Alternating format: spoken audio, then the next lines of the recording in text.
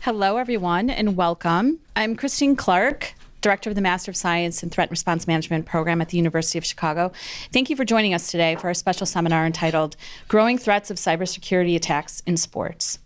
We offer this type of co-curricular programming to our threat and response management students and are often able to share these events with friends of the program, students in other programs, and prospective students, which we are doing today through live stream. So thank you to everyone for joining us to take time to learn more about this fascinating topic, both in person and online. Our speakers today are Nate Evans and Stephanie Jenkins. Nate is one of our lecturers in the Threat and Response Management program. He co-instructs the Cyber Awareness class. He is also the lead for cyber operations, analysis, and research in Argonne National Laboratory's Strategic Security Sciences Division. Stephanie Jenkins is a colleague of Nate's at Argonne and is a cybersecurity analyst within the Strategic Security Sciences Division. Her research focuses on both sporting and critical infrastructure and the rising vulnerabilities and risks associated with potential cyber attacks. I'll now turn the time over to Nate and Stephanie, and also want to mention that they are on a bit of a tight schedule, so although we hope to save a few minutes at the end of the presentation for Q&A, time may be limited. Well, wonderful. We're glad to be here and excited to talk a little bit about this growing topic. So we're sort of looking at kind of that convergence of cybersecurity and that technological growth within sports. So we're excited to be here. Again, as she mentioned, my name's Nate. I will kind of start off the presentation here, and then Stephanie will talk a little bit about some of the historical elements, and then we'll kind of wrap it all up with a little bit of risk assessment and things like that we put on and that we talk about a lot in sort of the courses in the program here at University of Chicago. So with that, we're going to sort of dive in. As we've sort of seen a lot with sports arenas and with sports out there and in public events, we see a continual growth and a continual expansion of the use of technology at those facilities and as part of those, as part of that sports and as part of that sports landscape. It leads to potentially more cyber vulnerabilities that are growing and being sort of established as part of that. And so, as I mentioned, we'll talk about a risk assessment that includes sort of cyber and physical and that sort of merger and that nexus as part of that. And with that, we're going to kind of group and put this in a framework of the historical types of attacks and the types of vulnerabilities that are out there and group it into these kind of three areas. So attacks against kind of traditional fans, attacks against venues, and then attacks kind of looking at the integrity of the game itself. So, you know, teams that are potentially using it to try to cheat or things like that. So it should be pretty interesting. And again, we welcome questions at the end. So look forward to diving in and hearing your guys' thoughts. So we'll start with attacks against fans. So this is probably the most sort of well-known aspects within sports and kind of the cybersecurity elements with that. So you've been seeing this in the news for a long time. Traditional things like scams when it comes to tickets and ticket purchasing, third-party websites out there that are reselling tickets, you know, potentially for additional fees or selling fake tickets or things along those lines. We're seeing phishing scams out there that are trying to collect credit card data and mechanisms along those lines. Generally, a lot of the elements we see here, so the attacks against fans are monetarily motivated. So there's some sort of money gain with that. That could be a criminal organization, that could be individual monetary gains. So the threat actor, the threat motivation tends to be very monetary in nature.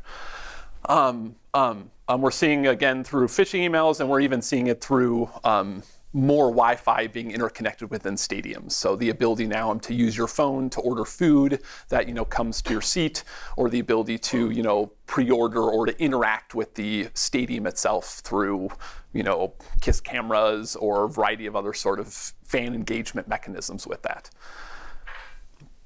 Then we shift to attacks on kind of the venues and the critical infrastructure itself. So stadiums are becoming more and more interconnected. They're adding more and more Wi-Fi and those sort of connections underneath each, you know, 8 seats or things like that in order to get kind of connectivity throughout the game. However, that sort of growth in technology is lacking a connecting growth in security. So they're adding all this functionality, but they aren't thinking about a lot of the security components with that. And that obviously is adding a lot of cyber vulnerabilities as well as the connected physical vulnerabilities with that. And the reason that those physical vulnerabilities are sort of growing is because of the cyber-physical dependencies that sort of exist at these stadiums, right? Everything from heating, ventilation, air conditioning to communication systems, cameras, lighting, fire suppression, water systems, all that is physical systems that are being controlled by digital systems nowadays, sometimes apps on phones, sometimes in control centers, mechanisms like that. So they're being remotely controlled instead of in the past it was always, buttons that were pressed or gears that were turned or things along those lines. Additionally, we're starting to see a lot of stadiums and arenas and other sporting venues out there grow the cyber infrastructure which exists at these locations. That includes traditional computing infrastructure, things like enterprise systems, servers. We even see data centers sort of being stood up within a variety of these stadiums and arenas and things like that.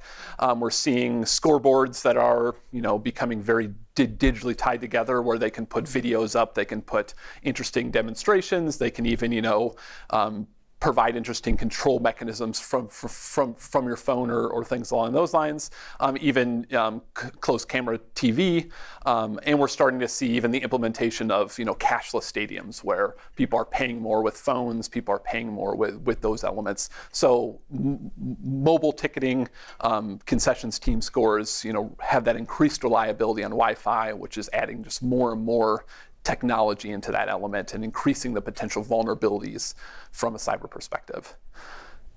And with that, we're also seeing as these arenas are being built, they tend to be located in very similar locations. It's pretty rare we have a case like Chicago, right, where we have the arenas and stadiums pretty well spread out, right, minus the whole McCormick Place where it's kind of all grouped together or things like that. A lot of other cities group all that together in sporting districts or things along those lines, which is great from a initial crowd management perspective or things along those lines, but can be bad from a cascading impact perspective where a lot of them may share common data centers or things like that, common alerting systems, but then compromises at some of them can lead to just a growing propagation of sort of more and more people in the same location, which can increase that risk and aspects like that. And Stephanie will walk through a few examples and thoughts along those lines. We're also seeing kind of more traditional attacks on sort of infrastructure, looking at power outages at potential major events. We're looking at various fiber optic vulnerabilities as well as traffic management. So you can see with the picture here, right, somebody obviously hacked the sign here to say there are dinosaurs on the loose, which hopefully was not actually the case. But as such, they can direct traffic accordingly by closing down roads, by managing the ingress and egress of individuals, which can then pose more greater risk from a physical perspective. Getting large amounts of people in one location, where then an active shooter or something like that could potentially cause more severe damage. And then on the third area that we're sort of looking and focusing on here is looking at it from sort of the integrity of the game itself. So with the integrity of the game itself, looking at all the large amounts of data that are starting to be integrated into all these sporting events, sporting arenas, and sporting competitions out there. Everything is from the fans to the venues themselves to even the players that are starting to wear a variety of sensors now in order to manage where they're at, in order to run a variety of different data models and data analytics on them. There are massive amounts of computer networks that are being built by teams to help analyzing the data and to learn how the players are performing so they can make choices and decisions about who would be most optimal to play in certain situations. And we're starting to see even a lot of utilization of things like web services, right? We saw the NFL specifically this past year highlight their partnership with AWS, right? And you saw all these stats by AWS about 10% chance to catch this catch and the space required and things along those lines. So a lot more of those data processing and a lot more of that artificial intelligence and analysis and machine learning algorithms are being placed on this large set of data to see if they can get sort of a competitive advantage. And a lot of that's being fed by, the growth in wearable technology out there. A lot of these players are wearing various components of wearable technology, maybe not always during the game, because there may be certain rules or restrictions around that, but generally during practices, during workouts, during mechanisms along those lines. There's obviously risk of that from a traditional cybersecurity perspective, risk of losing PII or personal identifiable information, as well as bad guys or nefarious actors stealing that from other teams or things like that in order to get a leg up in the competition. As these stadiums continue to sort of grow that, we again see the vulnerabilities that tend to be on the rise with internet-connected components and the wearables aspects associated with that. There really isn't a precedent out there in the leagues to say what would happen if there is a compromise like this to occur, what would happen if somebody used this data for illegal purposes or for trying to cheat or things along those lines. There's no standard, there's no even standard for sort of punishment with that. So what would happen if somebody was caught red-handed as opposed to just accused of it or things along those lines. And so as such, we sort of recommend that there be a focus being put on growing security with the innovation of this, understanding who owns that data from a privacy perspective and the look and feel into that, looking at making this data sort of actionable, and then we see just the problem continuing to scale and get worse, especially with the now legalization of sports betting, where the data, especially on the players, is going to become much more valuable for people that want to get an edge in potential betting and even fantasy football elements or things along those lines. And we see it even growing even worse in sort of the eSports arena, which is very heavily cyber focused, right? Instead of a guy catching a ball, it's somebody playing a video game on a computer system or things like that. And we're seeing now, I think Illinois was one of the first few states to officially declare eSports part of IHSA. So it's an officially certified sport now across the state of Illinois. So it's just going to continue to, I think, grow even at that sort of high school level, not just even at the collegiate level. So with that, I'm going to pass it over to Steph. I'm going to talk a little bit about some of the past incidents and some of the interesting things we've sort of seen, and to kind of group them under those kind of three umbrellas. So, attacks against fans that we've seen, attacks against some of the arenas and stadiums and that infrastructure itself, and then attacks against kind of the spirit of the game or the integrity of the game or things like that. So I'm Steph. So I'm just going to look at these from a high-level perspective, not to bring like gloom and doom about cybersecurity, but more just to raise awareness about, what we don't necessarily think of cyber-wise in sports. So these are just a wide variety. One of the first ones back in 2015, Southeast Asian Games. It's a major regional event that takes place in Asia.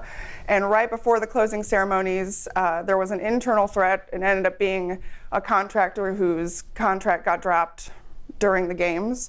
So he still had access, he still knew IP addresses, he knew passwords, and it just kind of raise awareness of, we're collecting their badges, we're collecting their computers, but are we collecting their passwords? Are we changing their passwords, their credentials, and their logins? This happened right before the closing ceremonies from a parked car right outside. He gained access to the closed camera circuit TVs, so the police couldn't see any live feed right before fans were coming in. They ended up finding him, and he served 8 months in jail for that one. And then looking at Formula One and NASCAR, these are some of the heaviest data-driven sports. You may not think of that, but Formula One, they had an incident where a Trojan horse had knocked out their cars for a day. So not detrimental like during a race or anything, but it just kind of shows, they lost track time, they lost valuable training time, and Formula One cars nowadays, cars can have over 100 sensors on each car, so hundreds of gigabytes of data are collected just from one race weekend. So if someone were to be able to, steal that, that's intellectual property about a car that they can gain access to. And then NASCAR also, a few years back, had a ransomware hit a crew chief's computer, so they also lost track time, and they ended up actually paying the ransomware because they thought their data on the car was more valuable than the ransomware they ended up paying. These are more kind of a little more lighthearted. But back in 2016, when Laramie Tunsil was the #1 draft prospect, right before the draft happened, Twitter had leaked a video of him partaking in illegal substances. Some say that was the direct impact of how his draft number fell so low. Another one, when Roger Goodell they claimed he was dead. He had passed away.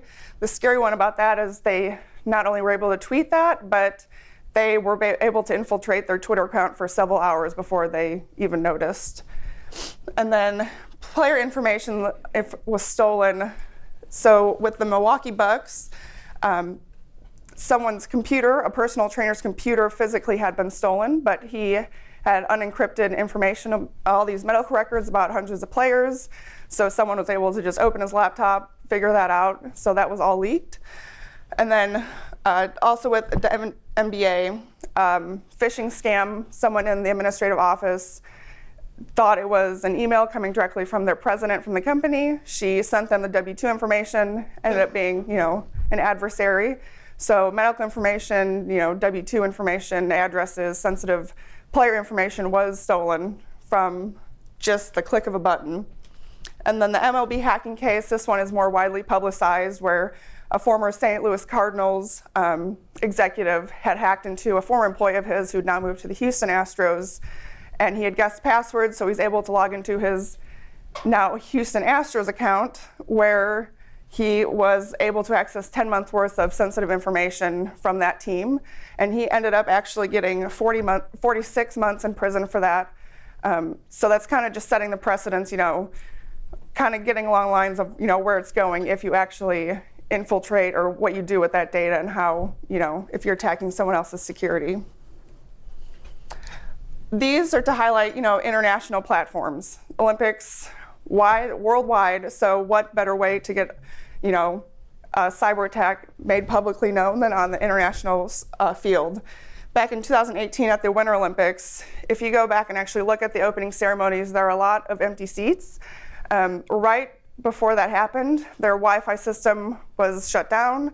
You couldn't open the app, you couldn't print your tickets, they couldn't physically scan your phone to get your tickets to let you into the stadium. The RFID security system had gone down, so they couldn't physically, check you to get you through security lines.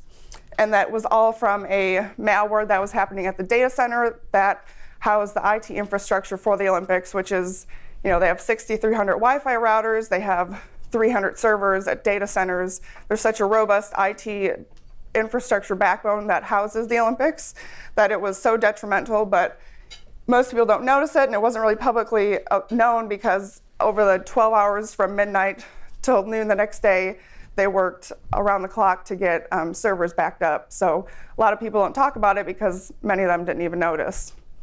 And then 2016 Olympics, this was more politically motivated, where a group, Anonymous Brazil, had hacked into government websites because they weren't supportive of the city, Rio, hosting the Olympics.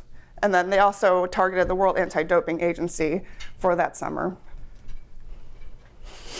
This top one, looking at venues, it's not specifically related to a sporting event, but back in Dallas in 2017, just as a joke, a hacker had gained access to the emergency siren system. So at midnight, they set off all 156 emergency sirens in the city of Dallas. And from midnight to 12:15 a.m., they had an influx of over 800 calls. So their lead time jumped up to 6 minutes to even make an emergency call, which their city's goal is to usually answer about 90% of incoming calls within 10 seconds. So from going to 10 seconds to 6 minutes, if there was an actual emergency, that kind of limited their response time.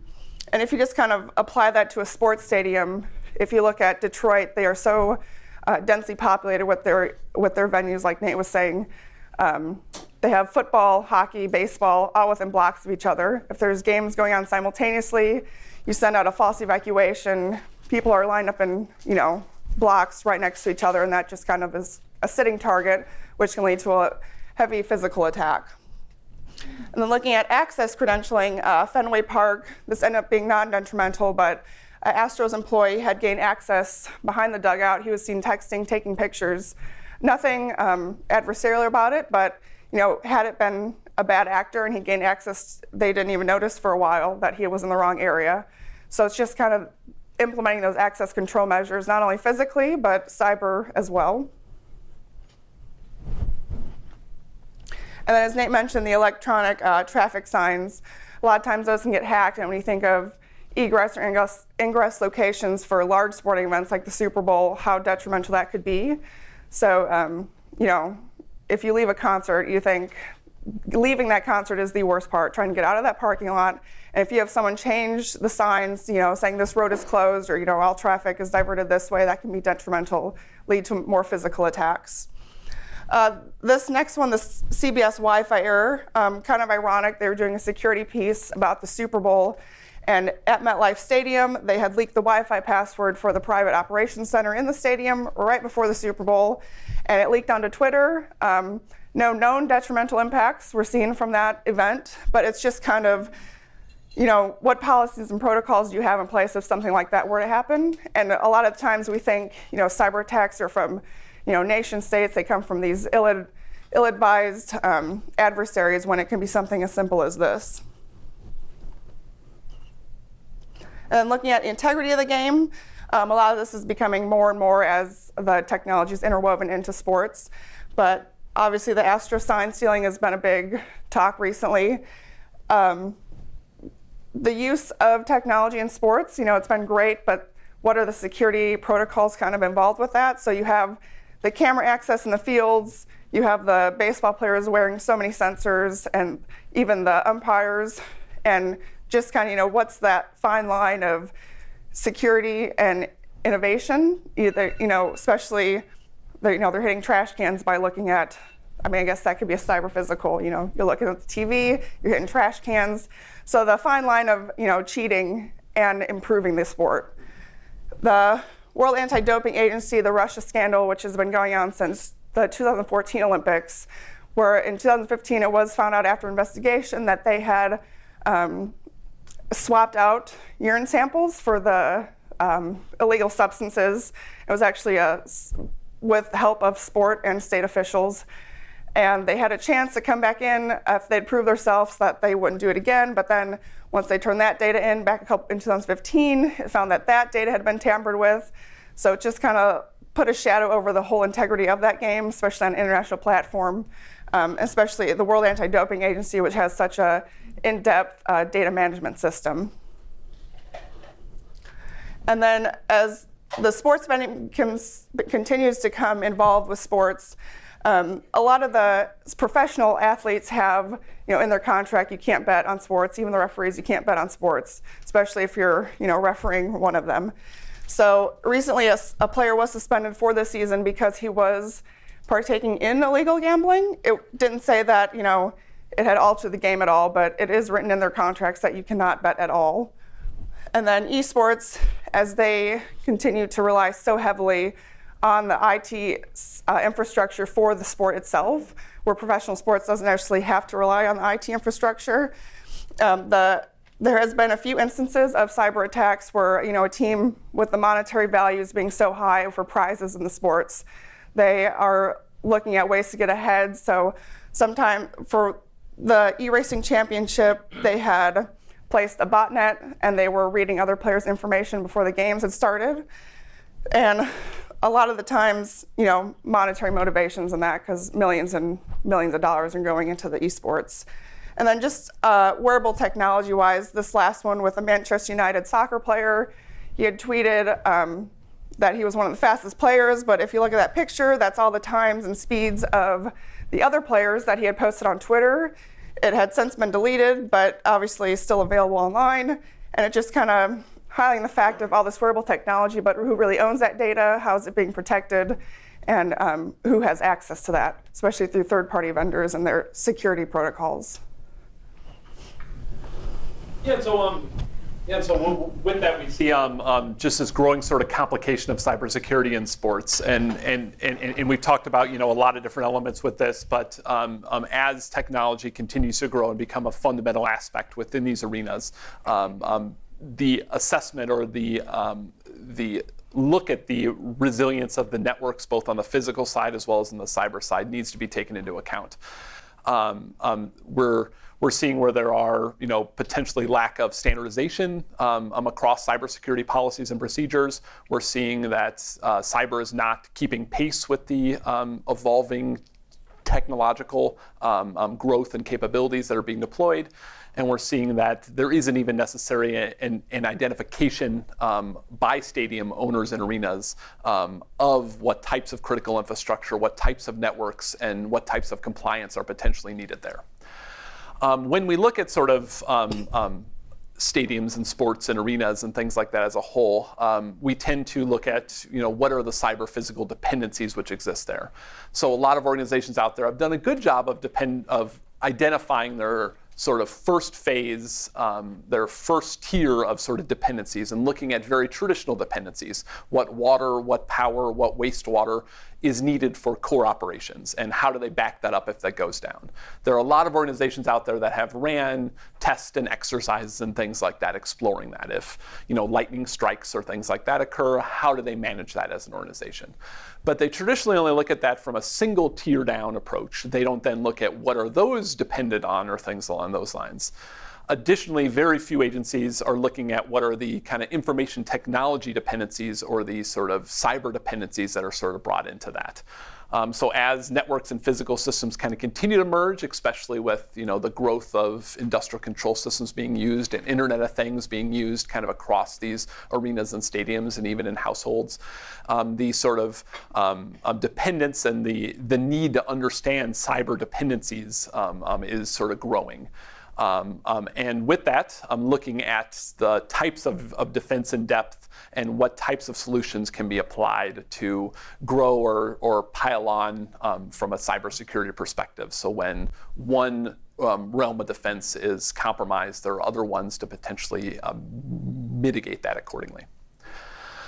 When we talk about cyber dependencies, we tend to look at it from a traditional sort of dependency sort of breakdown. So a computer system that relies on another computer system tends to be what's known as a dependency. And cyber dependencies affect kind of critical functions out there. But it's more than just a traditional kind of A to B normal flow. There can be interruptions in that, which is sort of an availability type outage, which is what you see in traditional dependencies. But in cyber, there are other elements that can be added. That dependency can be modified or be an integrity-based attack, right? Where data which may be being collected on a player may be being changed in that process before it's being reported out or things along those lines. There can be fabrication where the data is not even based on sort of real facts. It's fake facts being injected in from a dependency perspective. Or it can be sort of intercepted where I'm looking at potentially protecting the confidentiality of the data that is now being leaked out or things like that accordingly. For a variety of purposes, Steph walked through quite a few examples of people doing it for monetary gain or for trying to get a edge in a game or something along those lines. So with that, we've started to build sort of an assessment framework to sort of understand the types of questions you would ask, and looking at it from sort of a cyber physical perspective, how you would conduct an assessment on sort of a stadium or arena. We've approached this instead of being a sort of maturity-based model. So you see a lot of organizations out there that, there's best practices that are created and developed, or there's, a certain level of maturity that's expected for regulatory reasons or things like that. And we see a lot of organizations that try to achieve cybersecurity through that. However, we found, especially in this world, we believe that a competitive or a comparative methodology will encourage change much more effectively, right? So we're producing a methodology ideally that will compare and contrast how these organizations are doing from both a cyber and physical perspective with their peers, right? So a stadium arena may say, well, look, I'm a low performer in this area that's going to motivate me to change, especially in a market like the sporting world that they're naturally competitive, right? They're going to want to lead the area in all these fields and points and things along those lines. So with that, we're looking at sort of a wide variety of kind of components of that, looking at kind of the reliance on IT, identification of cyber dependencies as well as physical dependencies, and as I mentioned, looking at it from both a cyber and a physical sort of standpoint. Assessments are very valuable as they can help provide guidance and can help provide that sort of baseline. But we find that when they're more comparative in nature, that guidance and baseline can sort of lead to change by allowing for an easier sort of sell or an easier convince kind of up the ladder to the people that make the decisions or spend the money or determine how much of the incoming billions of dollars should be spent on cyber versus other elements across the stadium. So with that, with a risk assessment tool, looking at sort of identification of the different hazards and sort of risk factors. So looking at a traditional sort of threat equation or a risk equation, right? We tend to look at threats, so identifying the types of threats, whether they're physical threats, whether they're man-made, whether they're natural threats accordingly. Looking at types of vulnerabilities and the growth in cyber vulnerabilities, of which we gave a variety of examples, and looking at it from that framework of attacks against fans or your traditional kind of scammy type of attacks against the infrastructure itself, people putting stuff up on scoreboards or traffic signs or things like that, and attacks against the integrity of the game, trying to steal the data to potentially lead to gambling or cheating or elements along those lines. These tools can tend to lead to assistance in sort of resiliency planning. So knowing sort of where to invest infrastructure to increase resiliency and increase what would happen during a failure. Identify and evaluate risk and analyze those accordingly, as well as perform individualized assessments that can provide benchmarking across a variety of different stadiums or arenas or things along those lines. And again, we believe, especially in this case, that sort of merger of sort of cyber and physical continues to be very valuable and needs to be something that's looked at. There are too many times we go in and do an assessment at critical infrastructure around the nation, and they say, well, I don't do cyber, and they walk away.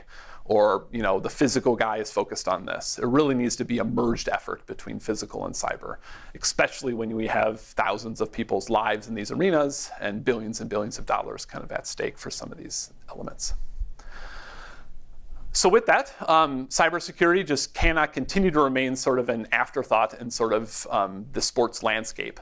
It needs to be something that continues to move up. We see, especially as we've talked about a few times within the eSports arena, we see that continuing to grow and continuing to be even a larger impact than it is in traditional sports. As technology continues to be integrated in, cyber should continue to grow with that. The development and implementation of a risk assessment is sort of a first step we see in identifying that problem and hopefully getting to a solution to that problem. And the growing emphasis and continuing to assess this is vital for change. And as data continues to be integrated and continues to expand, looking at the integrity of that data and how it's being shared and the privacy elements with that continues to be key. So overall, to sort of summarize this up in sort of a risk sort of framework perspective, looking at it from, again, that traditional risk formula, threat, vulnerability, and consequence, but then applying that cybersecurity component on top of it, which you've heard us mention here a few times, the CIA sort of model, the confidentiality, integrity, and availability. So confidentiality, how do we protect the data and those elements associated with this? Integrity, how do we prevent that data from being altered and know that it's all correct and should be how it should be operating? And then the availability of that, specifically with stadiums and arenas, so they continue to function as they should and there's no unexpected outages or things like that.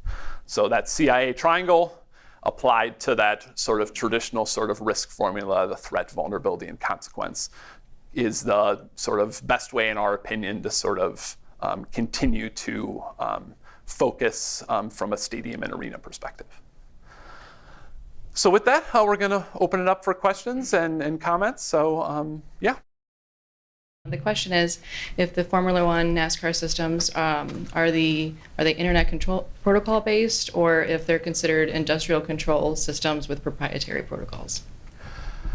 So I mean, I don't know if you have more aspects here, but within traditional vehicles, so I mean, it's sort of a combination of both, right? So vehicles nowadays traditionally communicate internally utilizing something called a CAN bus sort of network, which is sort of a combination between traditional IT and industrial control systems. It's sort of its own proprietary network that speaks its own language, because cars obviously have a lot of integrated systems, and they are different from IT or ICS systems because they tend to put safety as a primary component. So they want the ability for like an anti-lock brake to override, what would traditionally be, packets or things like that are flying across the network. So within those vehicles, the majority of them use CAN bus network, which is sort of a combination between those, but it's more proprietary in nature, if that makes sense. So, yeah.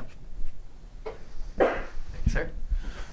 So obviously you brought up eSports as a significant portion of this as well. Has there been any, notable increase in focus specifically on eSport attacks, just given the nature of the audience and the nature of people who participate, having more of a technical background, more of an ability background, that there would be just an increase in those, or proportional to other sports in that sense?